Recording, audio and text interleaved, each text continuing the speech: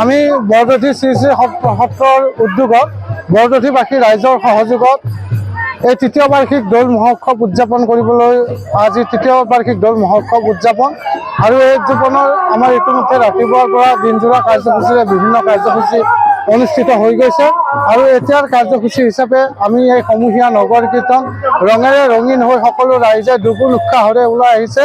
আমি এই ৰাইজৰ যি আমাৰ প্ৰতি সঁহাৰি তেখেতসকলক আমাৰ এই সঁহাৰিৰ প্ৰতি ধন্যবাদ জ্ঞাপন কৰিছোঁ আৰু এই অনুষ্ঠানটি আমাৰ এই তৃতীয় বাৰ্ষিকীয়া অনুষ্ঠান ইয়াতকৈ আমি আৰু জাকজমকতাৰে এই অনুষ্ঠানটি অনুষ্ঠিত কৰিবলৈ প্ৰয়াস কৰিম।